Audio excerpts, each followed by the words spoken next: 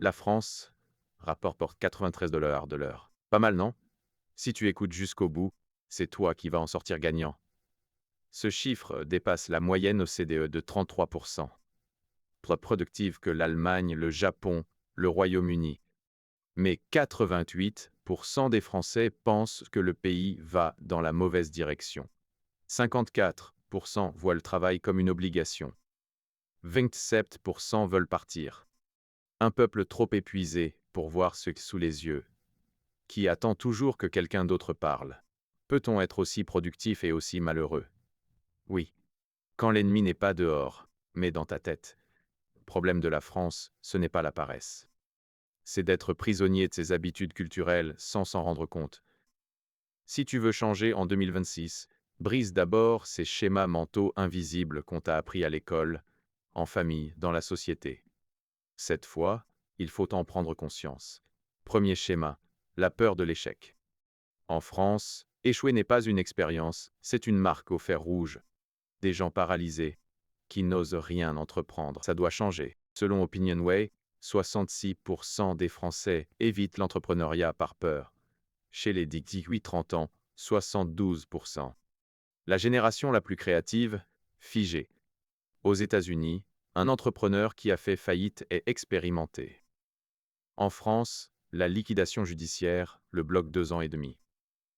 90% disent « Garantissez-moi mon CDI si je me plante ».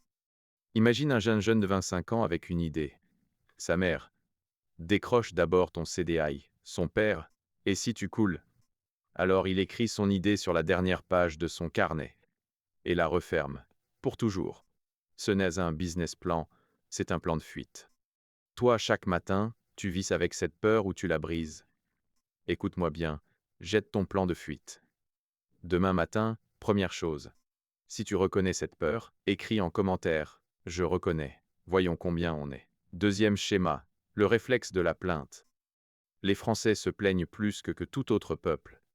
Pas un cliché, un constat. Deuxième pays pour l'émoji triste sur Facebook. Paris, 80 sur 100 à l'indice de la plainte. Mais pourquoi ça fait autant de bien? Parce que la plainte est le déguisement le plus élégant de l'immobilisme. Tu te crois lucide, mais tu ne changes rien. Ça soulage un instant, sans plus. Chaque matin dans le métro, chaque déjeuner, même refrain. Gouvernement nul, patron nul, système nul. Et toi, t'as fait quoi aujourd'hui? Le chercheur Gaël Broulet lie ça au système éducatif. Dès l'enfance, on enseigne l'obéissance, pas l'autonomie. Même adulte, on râle sans agir. En 2026, retiens ceci. Le jour où tu arrêtes de te plaindre, ta vie commence à changer. Si tu as regardé cette vidéo sans te plaindre, mets un like. Sérieusement, liker, c'est déjà agir. Un réflexe différent. Troisième schéma, le culte du diplôme. En France, la réussite commence par un diplôme et souvent s'arrête là. 93% des dirigeants du CAC 40 sortent d'une grande école. Un enfant de cadre a 15 fois plus de chances d'intégrer une école d'élite qu'un enfant d'ouvrier.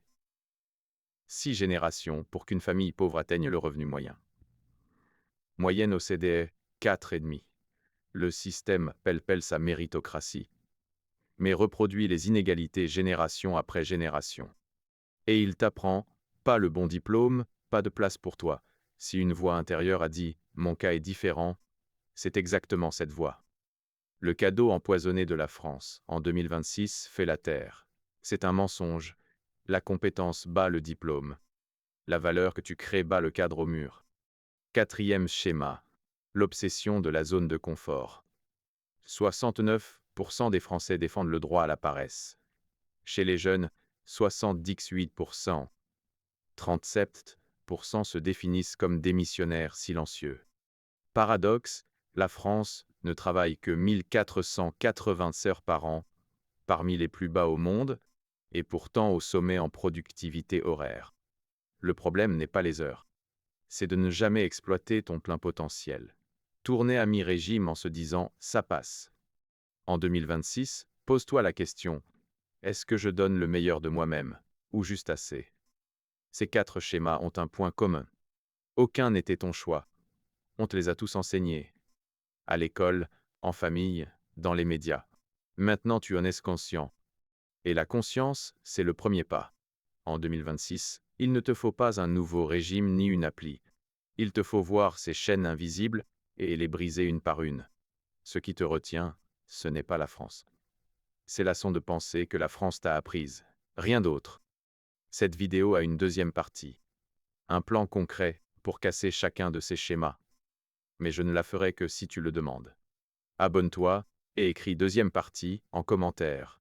1000 personnes, et je publie cette semaine.